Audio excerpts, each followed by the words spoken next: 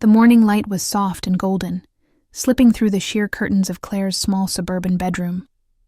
The house was quiet, the kind of peaceful silence that hides 1,000 unspoken thoughts. It was Saturday, but it didn't feel like the weekends she once looked forward to. The laughter that used to fill the mornings had been replaced by routine. Two people moving around each other without really meeting. Claire stood in front of the mirror, holding her lipstick, the pale pink shade she always wore. It had been her favorite since college, the one Michael used to tease her about when they first started dating. "You don't need it," he'd say, smiling. "But you look beautiful anyway." She hadn't heard that in a long time. She leaned closer to the mirror, tracing the color carefully across her lips. Her reflection stared back, neat hair, gentle eyes, tired smile. 10 years of marriage had changed many things, but what hurt most wasn't the wrinkles or the gray streaks in Michael's hair. It was how far apart they'd drifted without realizing it. Behind her, she could hear him moving, the rustle of his shirt, the sound of his phone buzzing. Michael sat on the edge of the bed, his focus on the screen, lost somewhere between unread emails and the day ahead. He wasn't angry or cold. He was just distant, the way people become when love turns into habit. Claire capped her lipstick, staring at herself for a long moment. "You used to smile when he looked at you," she whispered quietly, almost like she was reminding herself who she used to be. When she turned slightly, she caught his reflection in the mirror. He was watching her. Their eyes met for just a second, long enough for something inside her to twist. It wasn't the first time they'd looked at each other that week, but it felt different. There was something there, something fragile and familiar, buried under years of silence. She looked away quickly, pretending to fix her hair.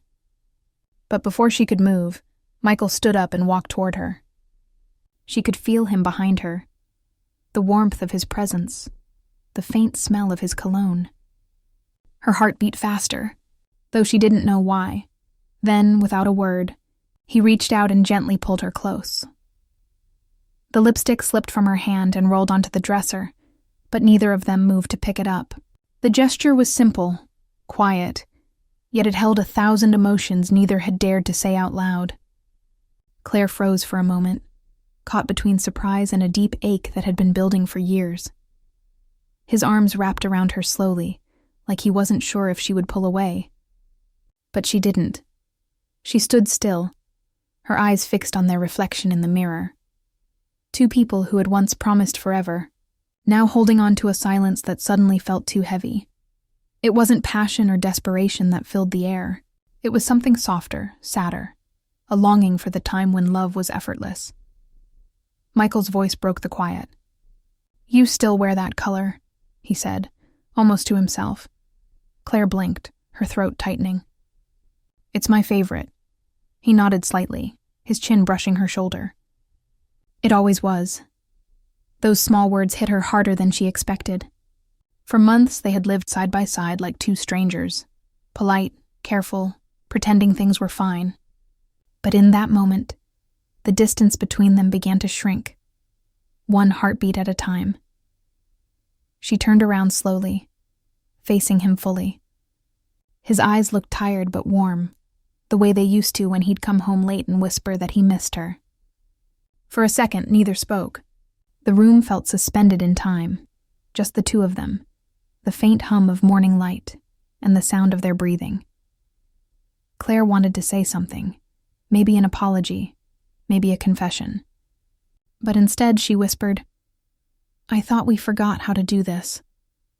He frowned slightly. "Do what?" "This," she said softly, her eyes glancing down at his hands still holding her.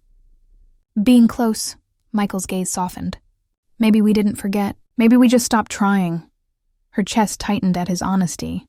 She wanted to believe him, that what they once had wasn't gone forever, just hidden under layers of exhaustion and pride. They stayed like that for a moment longer before she stepped back, gently breaking the embrace.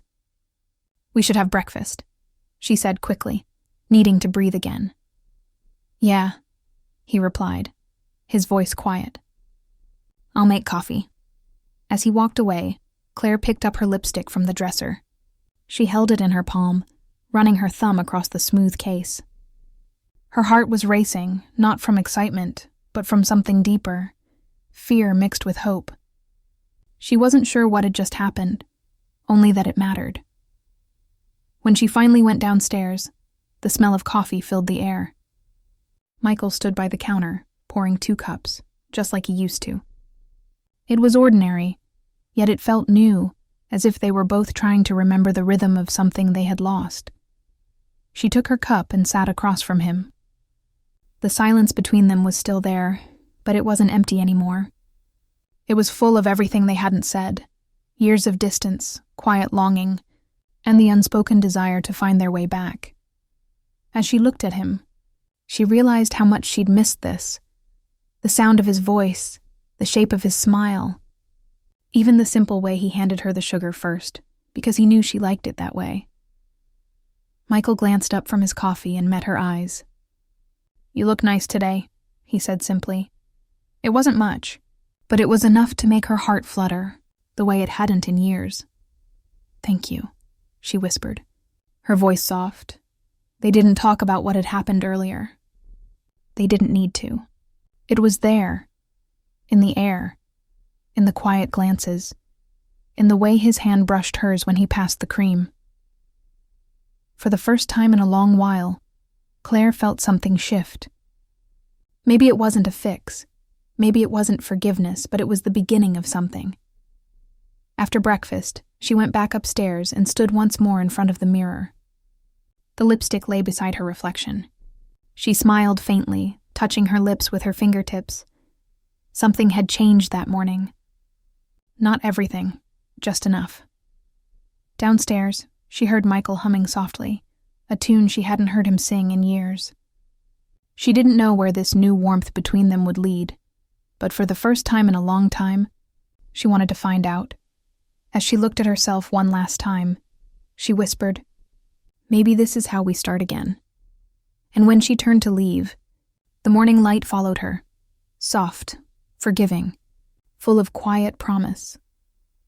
That was how everything began to change.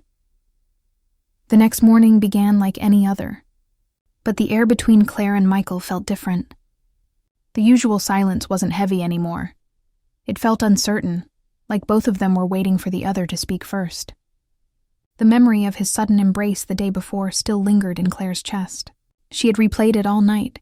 His hands on her shoulders, the warmth in his eyes, the small moment that had stirred something long asleep. She walked into the kitchen to find him already there, pouring coffee. He looked up briefly and offered a faint smile. "Good morning," he said. It was such a simple greeting, but it felt new. She smiled back. "Morning." They sat together, the sunlight sliding across the table. The smell of coffee filled the room.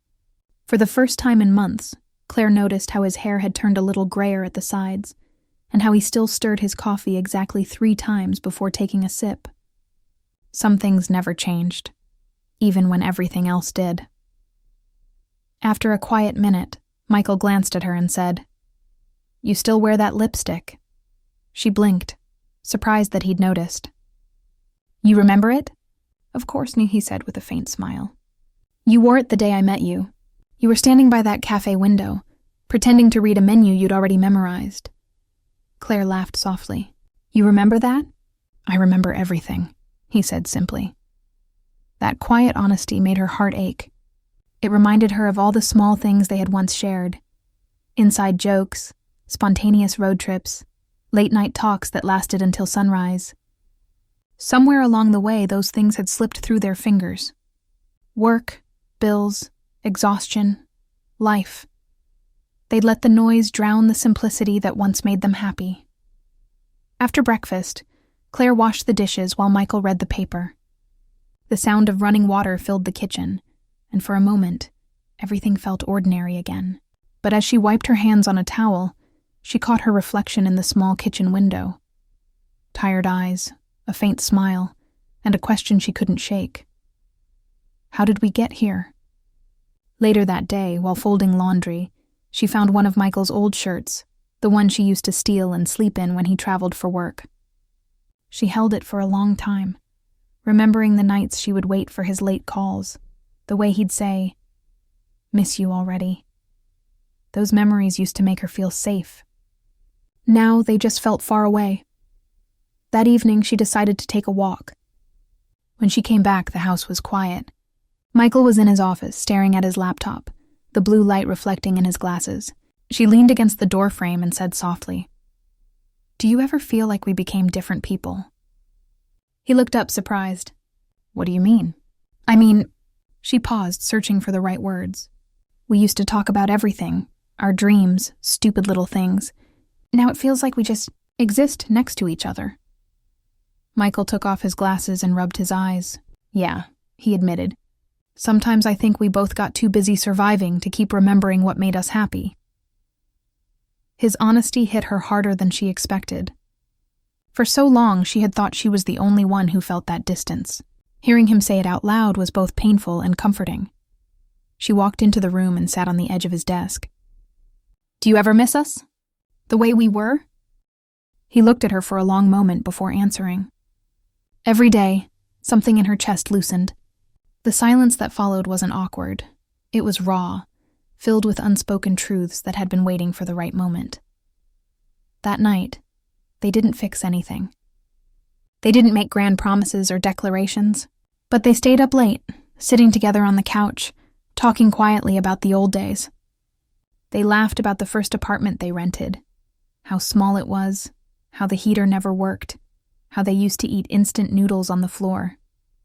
For a while, they forgot about everything else, the bills, the pressure, the years that had made them weary. As the clock ticked past midnight, Claire leaned her head on his shoulder. It was a simple gesture, but one that felt like a bridge between who they used to be and who they'd become. "You know," she said softly, "I used to look forward to mornings just to talk to you." He smiled faintly. "Maybe we can start again." She wanted to believe him. She wanted to think that love wasn't something that faded forever. It just got buried under the weight of everyday life. Maybe all they needed was to start small. The next morning, when she came downstairs, Michael was already in the kitchen. But instead of being on his phone, he was cooking breakfast: scrambled eggs, toast, and 2 cups of coffee. Claire froze at the sight. "You're cooking?" she asked, half laughing.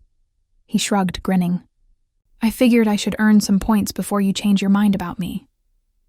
It was a small joke, but it filled the room with something warm. They ate together, talking about nothing important: neighbors, work, the weather. Yet somehow it all felt meaningful again. After breakfast, Claire watched him from the window as he left for work. He turned before getting into the car and waved. She hadn't realized until then how long it had been since he'd done that. When the door closed behind him, she walked to the mirror in the hallway and stared at her reflection. She touched her lips, still faintly tinted with the same pink shade, and whispered, "Maybe this is what love really is. Finding your way back, one small step at a time." That evening, when he came home, there was no tension, no awkwardness. They cooked together, spilled flour everywhere, laughed at their own clumsiness. Claire couldn't remember the last time they'd laughed like that. After dinner, they sat outside on the porch with their coffee. The air was cool and the sky was full of stars. For a while, they didn't say much, just listened to the crickets and the hum of the night. Michael finally broke the silence. "You know, I never stopped caring," he said quietly. "I just stopped knowing how to show it." She looked at him, her eyes soft. "Then let's both learn again." He nodded, and a small smile touched his lips. When they went back inside, Claire paused at the doorway, watching him put away the cups. Something inside her shifted again, this time not from sadness, but from hope. She realized then that love didn't disappear when people changed. It disappeared when they stopped trying. And maybe now, after all the quiet years, they were finally trying again. As she turned off the lights and followed him upstairs, she felt something she hadn't in a long time: peace. Not the kind that comes from perfection, but the kind that comes from knowing you're both still willing to fight for what matters. That night, as she lay in bed beside him, Claire thought about how easy it was to lose someone even when they were right beside you.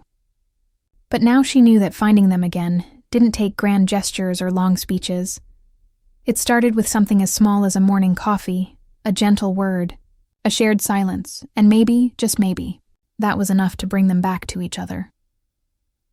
The next few days felt like something quietly shifting in their house. There was no sudden change, no dramatic scene, but small things began to matter again. Michael started leaving early notes on the counter, simple things like, "Have a good day," or "Don't skip breakfast." Claire found herself humming while she cooked, something she hadn't done in years. The silence that once filled their home was now replaced with soft, ordinary moments that somehow felt extraordinary. One Saturday morning, Claire stood in front of the mirror again, applying her lipstick. The same color, the same motion, but this time she wasn't doing it out of habit.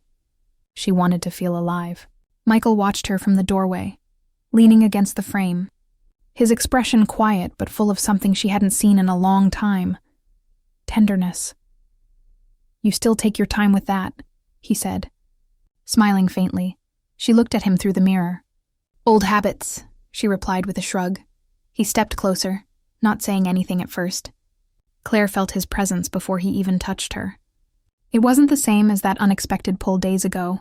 It was gentler, steadier. When he reached out, his hand brushed a strand of hair from her face. For a moment, their eyes met in the reflection. "I missed this," he said softly. Her heart tightened. "Missed what?" "This. Just being close." Claire didn't answer. She didn't need to. The quiet between them spoke louder than any words. She could feel everything they hadn't said. The years of distance, the longing, the small cracks that had finally begun to heal. Later that day, they decided to go out, a simple walk by the lake nearby. It was something they used to do often, before life got too heavy. The autumn air was crisp, and the trees had turned gold and red. They walked side by side, sometimes talking, sometimes just listening to the wind. Michael pointed toward a bench under an old oak tree. "That's where I told you I loved you the first time," he said. Claire smiled, surprised he remembered. "You were so nervous you dropped your coffee," he laughed, shaking his head. "And you pretended not to see, just to save me the embarrassment." They sat down, letting the memories flow back naturally. It wasn't forced. It was like rediscovering something that had always been there, waiting patiently under the dust of years. For the first time in a long while, Michael looked at her with warmth instead of distance. "You know, Claire," he said quietly, "I think somewhere along the way, I started loving the idea of us instead of you. I stopped seeing you." She took a deep breath, his words sinking deep. "And I stopped letting you in," she admitted. "I built a wall every time I felt hurt or ignored. I thought I was protecting myself, but maybe I was just pushing you away." They sat there in silence for a long moment, both realizing that love wasn't something you lost in a day. It faded quietly when neither person noticed, and it came back only when both decided to look for it again. When they returned home, the evening light filled the house with a golden glow. Claire cooked while Michael set the table. There was an ease between them, the kind that comes only when two people stop pretending and start seeing each other again. During dinner, Michael said, "Do you ever think about what we used to dream about?" Claire smiled softly. "All the time. We wanted to travel, buy a small cabin near the woods, grow old together without rushing life." He nodded slowly. "Maybe it's not too late to start again." His words hung in the air like a promise, fragile but real. After dinner, rain began to fall outside. The steady rhythm against the windows made everything feel calm. Claire poured 2 cups of tea, and they sat by the fireplace. The flames flickered gently, casting soft light on their faces. Michael looked at her for a long time before speaking. "I was scared," he confessed. "Scared that you'd stopped loving me." Claire met his gaze. "I never stopped. I just stopped showing it because I didn't think it mattered anymore." He reached out and took her hand across the table. His grip was firm but trembling slightly. "Then let's make it matter again." She nodded, tears welling in her eyes, not from sadness but relief. They didn't need grand gestures or apologies. What they needed was right here, a shared understanding that love wasn't gone. It had just been waiting for them to notice it again. They talked late into the night about everything they'd ignored for years. They talked about her worries, his stress, the times they misunderstood each other. No raised voices, no blame, just honesty. It was raw, but it was real. At one point, Claire whispered, "I was so sure we were done, Michael. But sitting here now, it feels like we're finding each other again." He smiled faintly. "We are." Outside, the rain kept falling, washing away the noise of the past. The next morning, she woke to the smell of fresh coffee and pancakes. Michael was in the kitchen, humming softly to himself. She leaned against the doorframe, watching him. There was something comforting about the sight, ordinary yet full of meaning. He looked up and smiled. "You're staring?" she laughed. "Just surprised. You haven't made pancakes since our anniversary 5 years ago." He shrugged playfully. "Guess I'm making up for lost time." They ate together, laughter filling the kitchen. It wasn't the same as it once was. It was quieter, deeper, and somehow even more beautiful. Later that day, Claire went upstairs to get ready for a small dinner they were attending with friends. As she stood in front of the mirror again, lipstick in hand, she caught Michael's reflection behind her. He had that same calm look, the one that had changed everything a few days ago. He walked up behind her, placing his hands gently on her shoulders. Their eyes met in the mirror. "Every time I see you like this," he said softly, "I remember the woman I fell in love with. Not because of how you look, but because of how you make everything feel brighter." Her throat tightened. "You always know what to say, don't you?" He smiled, his voice warm. "Not always, but this time I mean it." In that small, quiet moment, something settled between them, a peace, a renewed sense of belonging. The same woman who once felt invisible now felt seen again, and the man who once felt forgotten now felt needed again. They left the house together, walking hand in hand. The world outside hadn't changed, but they had. For the first time in a long time, Claire felt that the love she thought was gone had simply been waiting for them to slow down enough to find it again. And as the evening sun dipped behind the trees, she realized something simple yet profound.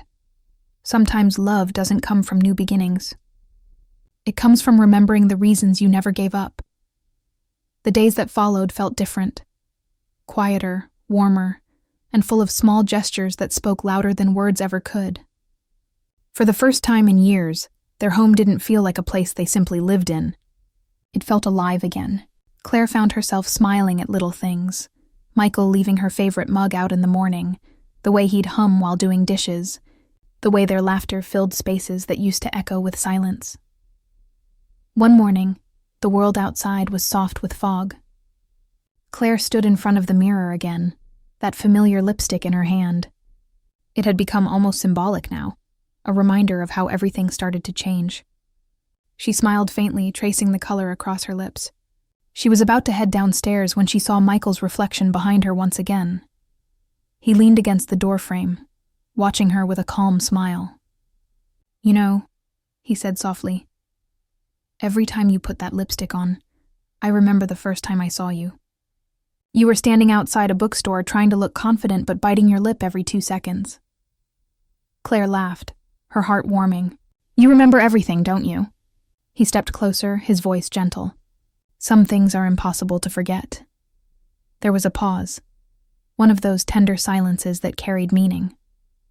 Claire met his eyes through the mirror. He walked up and placed his hands on her arms, his touch steady and comforting. She didn't move. She didn't need to. "I almost lost you," he said quietly. She turned around, her voice low. "We almost lost each other." They stood there, neither speaking for a while, just letting the quiet hold them together. It wasn't a grand moment. It was simple, real, and full of truth. Everything had changed, not because of one dramatic event, but because they finally began to notice each other again. Later that morning, they went out for breakfast at a small cafe they hadn't visited in years. The same one where they had spent countless mornings when their love was new and life was simpler. The waitress recognized them and smiled. "It's been a long time," she said. Michael smiled back. "Too long." They sat by the window, the same spot as before. The sunlight poured in, and Claire looked at Michael across the table. For the first time in a long time, he didn't seem distant. He was fully there, listening, smiling, laughing. She noticed how his eyes crinkled when he laughed, the same way they always had. As they ate, they talked about everything and nothing. Their plans, memories, silly stories. The kind of conversation that made time slip away without them realizing. It felt effortless, like two best friends rediscovering each other after being apart for years. When they left the cafe, Michael reached for her hand. It was such a small thing, but it felt like the world shifted slightly. Claire squeezed his hand back and he smiled. "Feels right," he said simply. They spent the afternoon walking through the park, watching children play and couples stroll by. It reminded them of when they used to come here with coffee cups and talk about their dreams, their future home, their travels, the life they wanted to build together. Claire stopped by a small pond, watching the ripples in the water. "Do you ever wish we could go back?"